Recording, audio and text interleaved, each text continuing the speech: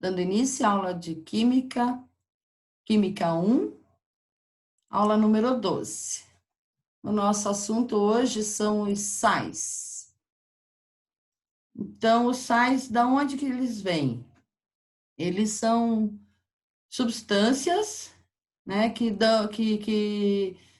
quando a gente junta um ácido e uma base, pode dar um sal. Então, são substâncias parecidas com os ácidos e as bases, pois liberam íons em contato com a água. Só que esses íons não são nem hidrogênio, né, nem o OH. Então, são formados a partir da neutralização de um ácido por uma base. Essa reação pode ser chamada de reação de neutralização ou salinização, na qual são liberados um sal e uma molécula de água. A reação de neutralização a gente viu na última aula, né? Então, sal é toda substância que em solução aquosa sofre dissociação, quer dizer, os elementos eles se separam, né? Liberando pelo menos um cátion, que é diferente do H+, ou H3O+, e um ânion que é diferente do OH. As características dos sais, eles conduzem a corrente elétrica quando estão em solução, justamente por conta da dissociação, né? Os sais têm sabor salgado, os sais reagem com ácidos, com hidróxidos, que são as bases, com outros sais e com metais. Ao reagir com ácido, dão origem a outro sal e a um outro ácido, se o ácido formado for mais volátil que o empregado na reação. Quando reage com hidróxido, ou seja, as bases, dão origem a outro sal e a outro hidróxido, se o hidróxido formado for menos solúvel que o empregado na reação. Se reagem com outros sais também, dão origem a dois novos sais, e se um deles for menos solúvel que os reagentes. E, por fim, quando reagem com um metal, dão origem a um novo sal e um novo metal, se o metal reagente for mais reativo que o metal deslocado na reação.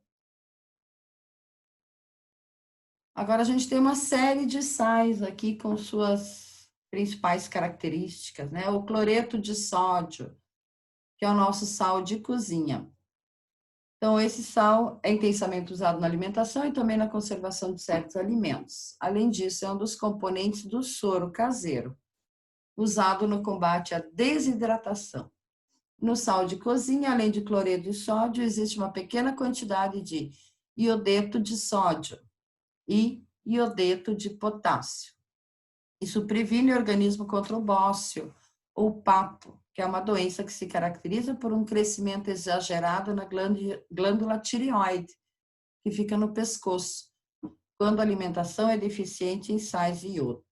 É que a glândula precisa do iodo, então tem uma lei que é obrigatório adicionar o iodeto, né, de sódio para a população comer, porque normalmente o iodo é só encontrado em peixes.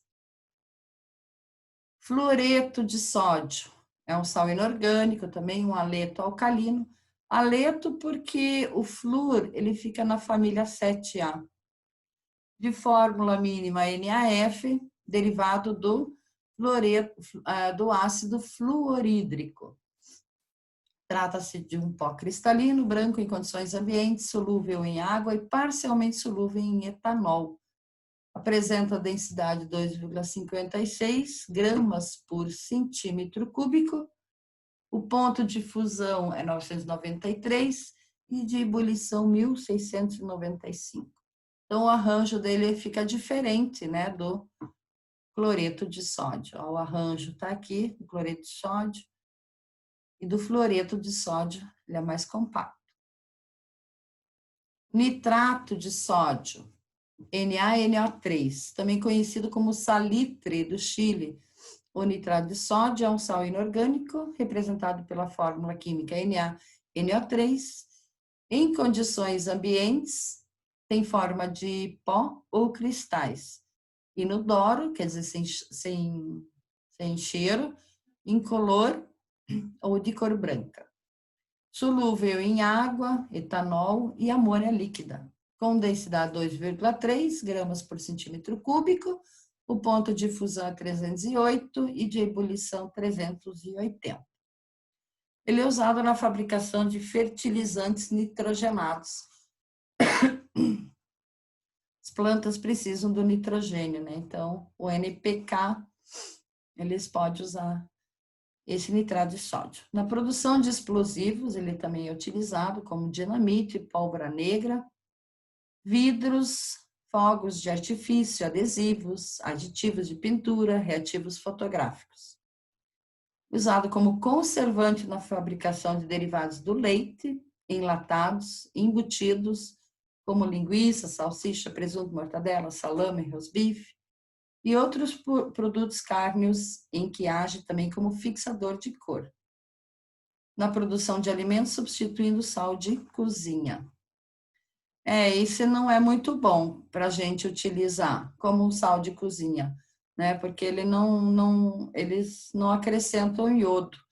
Então, isso aqui normalmente eles usam esse salite do Chile em restaurantes assim mais baratos, né? Para a pessoa se sentir meio estufada e não comer tanto. Então, não é uma coisa saudável.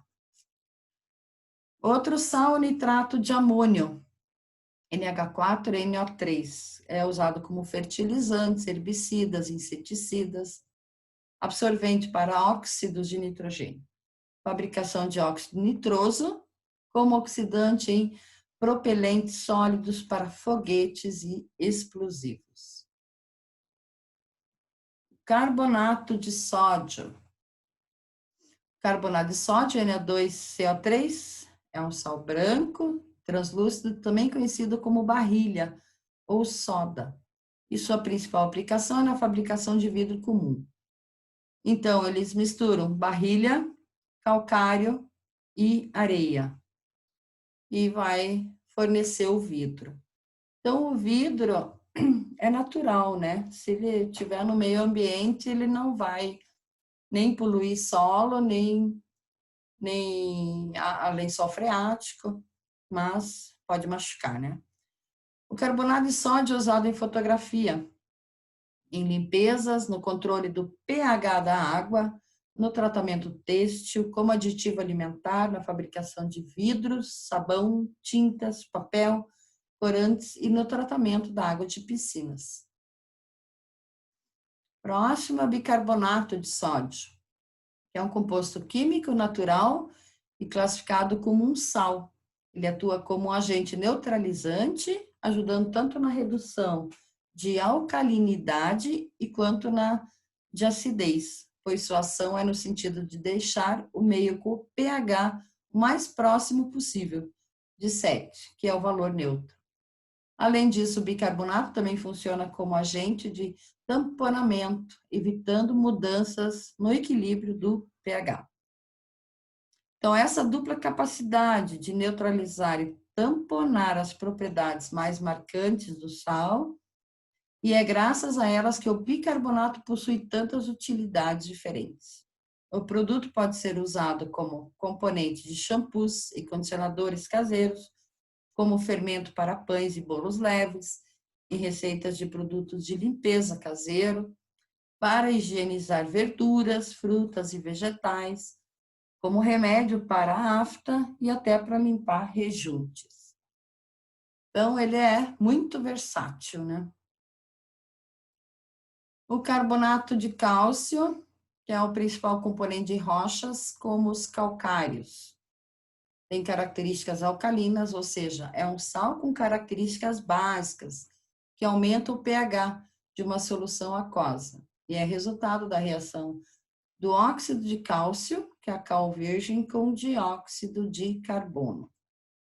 O carbono do cálcio pode ser usado na prevenção de doenças, na forma de medicamentos. É indicado para tratamento de doenças causadas pela deficiência de cálcio, como, por exemplo, a osteoporose ou a osteopenia. Aí o sulfato de cálcio é um composto químico representado por CaSO4 em que um cátion de cálcio se soma a um ânion sulfato por atração iônica. Na natureza, pode se apresentar na forma de cristais de anidrida ou gipsita. É matéria-prima para a fabricação de giz escolar. Na medicina, o gesso, né? Na construção civil também usam para fazer decoração, às vezes no teto, e na produção de moldes em odontologia. Aí temos o sulfato de magnésio, conhecido como sal amargo, o sal de Epsom, que possui ação laxativa e é usado para massagens e banhos relaxantes. O sulfato de magnésio é um sal de magnésio que tem sulfato como contraíon. Desempenha um papel como anticonvulsionante, medicamento cardiovascular, bloqueador dos canais de cálcio, anestésico, antiarrítmico e analgésico. É um sal de magnésio e um sulfato de metal. O hipoclorito de sódio, que é o desinfetante, né, um alvejante.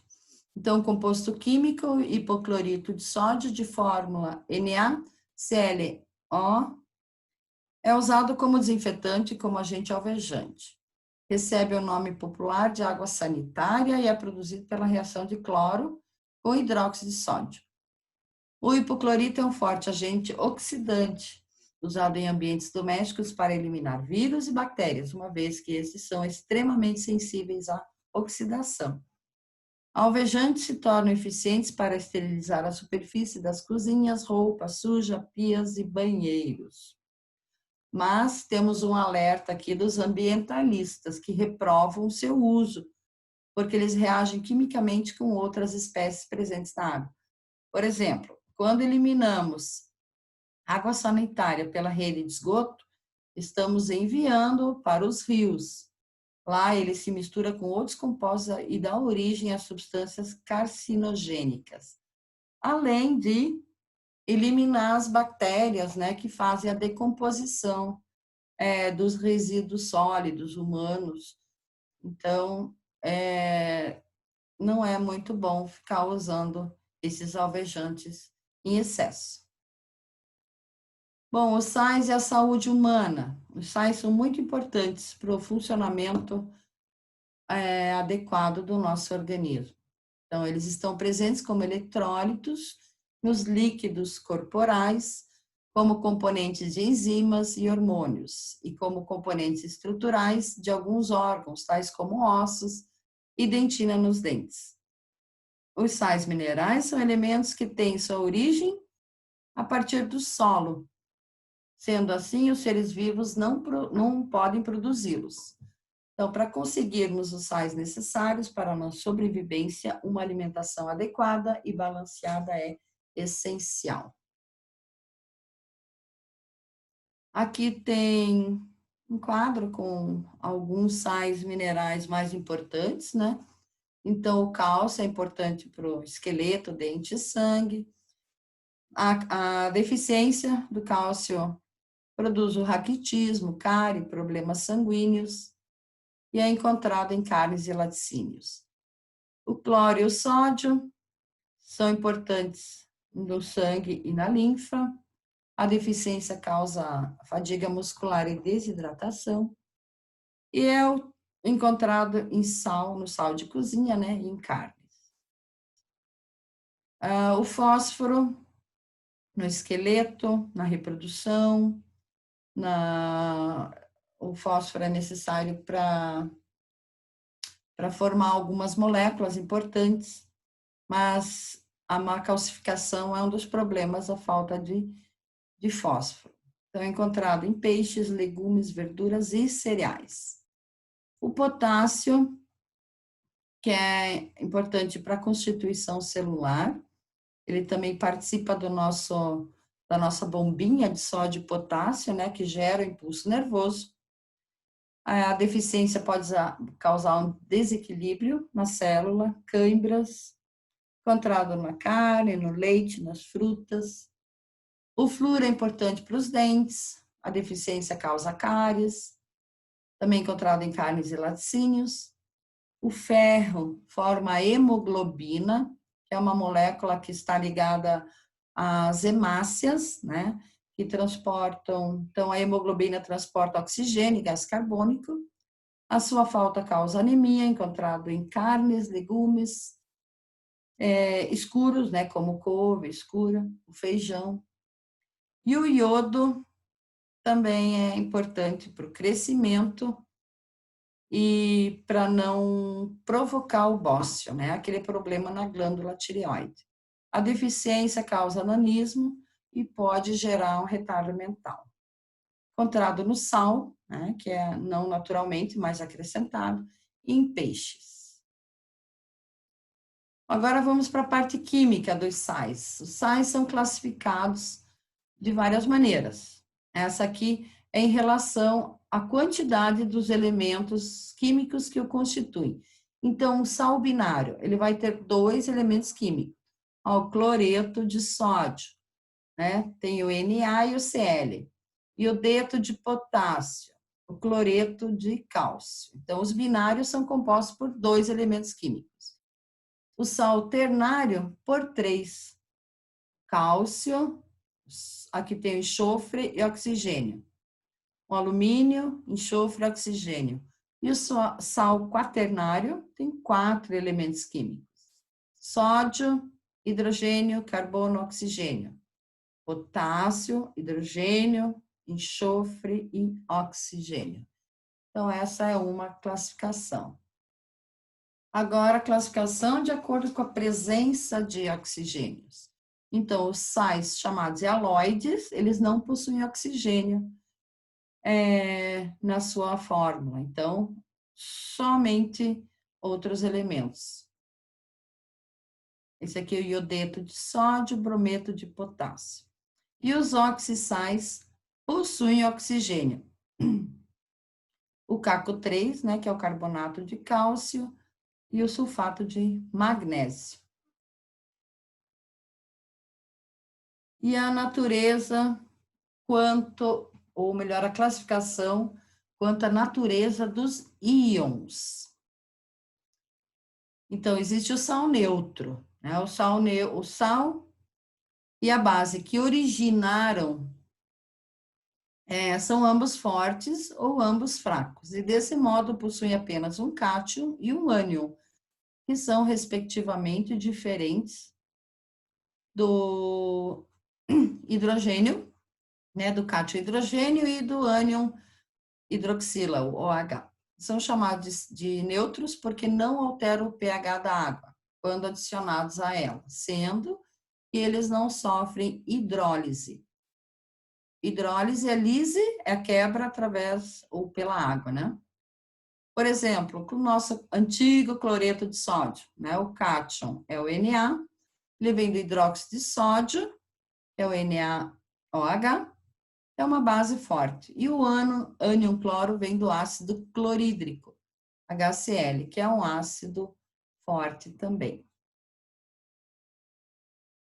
Aí nós temos o sal básico, também chamado hidroxissal, é proveniente de uma reação entre uma base forte e um ácido fraco. Assim, quando adicionado à água, produzirá ânions hidroxila, OH, tornando o meio básico, quer dizer, o pH em torno de 7. Exemplo, NaOOCCH3. O cátion Na vem do hidróxido de sódio, que é uma base forte. E o ânion vem do ácido etanóico, um ácido fraco. Aí nós temos o sal ácido ou hidrogênio sal. É proveniente de uma reação entre um ácido forte e uma base fraca. Assim, quando adicionado à água, produzirá cátions, hidrogênio H, tornando o meio ácido, pH menor que 7. Aqui nós temos mais um exemplo, NH4Cl, o cátion NH4, que vem do hidróxido de amônio, que é uma base fraca, e o ânion cloro vem do ácido clorídrico, que é um ácido forte. Número 4, a gente tem um sal misto ou duplo, que é proveniente de uma reação de neutralização parcial, pois o sal possuirá 2 cátions, sendo que nenhum deles pode ser o hidrogênio ou possuirá 2 ânions, em que nenhum deles é o OH. Exemplo, o cátion potássio e o ânion, 2 cátions, né? O potássio e o sódio, e o ânion é CO4. Mais um exemplo aqui, cálcio, cloro, bromo, 2 ânions, aliás, um ânion, né? O cálcio, e o ânion, cloro e bromo. 5, sal hidratado. Hidratado quer dizer que tem água na molécula. Alguns sais são higroscópicos, ou seja, capazes de absorver facilmente a água do ambiente. Essas moléculas de água, em proporções definidas, passam a ficar no retículo cristalino do sal no estado sólido. Exemplo, CuSO4 é o sulfato de cobre, mais 5H2O, quer dizer, tem molécula de água, né? Então, sulfato de cobre 2, pentahidratado. Penta é por conta do número 5 ali, ou seja, 5 moléculas de água. E por último, alúmina. São sais formados por 2 cátions, sendo um monovalente, quer dizer, com uma carga positiva, e outro trivalente, com carga mais 3. Por um único ânion, que é o sulfato, e por água de cristalização. Exemplo, sulfato de potássio e alumínio dodecaidratado, quer dizer, 12 moléculas de água. E ele é conhecido popularmente como pedra úmida. A solubilidade dos sais. Tem alguns sais que são solúveis e outros não. Entre os cloretos, a maioria é solúvel em água. E insolúvel, cloreto de prata, cloreto de chumbo, cloreto de mercúrio. Os sulfatos, a maioria é solúvel em água, só que tem as exceções, né? O sulfato de prata, sulfato de cálcio e o sulfato de chumbo. Entre os nitratos, todos são solúveis em água. E carbonatos, a maioria é insolúvel em água. Somente o carbonato de sódio e o carbonato de potássio que são solúveis. E o último tema, a nomenclatura dos sais, segundo a IUPAC, que é o Instituto de Química Pura e Aplicada. Então, os nomes dos sais são formados pela mudança de sufixos que provém do ácido que originou o ânion participante do sal. Então, por exemplo, um sufixo do ácido hídrico, como o ácido clorídrico. Se o sal provém desse ácido clorídrico, o sufixo do ânion vai ser eto, portanto, cloreto. Se ele terminar em ico, vai ser o sufixo do ânion, vai ser ato. E se terminar em oso, vai ser ito. Então, a gente dá o nome do sal, primeiro o nome do ânion e o nome do cátio. Por exemplo, cloreto de potássio. Então, primeiro o nome do ânion, que fica do lado direito, depois o nome do cátio. Então, esse sal é derivado do ácido clorídrico, de acordo com a tabela acima, o sufixo do ácido é hídrico, portanto, o sufixo do ânion será eto. Então, cloreto de potássio. Aqui só um exemplo, né? Os ânions oxigenados, nitrato, o NO2 nitrito, sulfato, sulfito, fosfato, o hipoclorito, permanganato, o cromato, é uma infinidade, né, gente? E os ânions não oxigenados, cloreto, brometo, fluoreto, cianeto, sulfeto. Então, esses não oxigenados é muito simples, é sempre terminação eto. E encerramos a aula por aqui. Encerrar o compartilhamento. Muito obrigada, gente.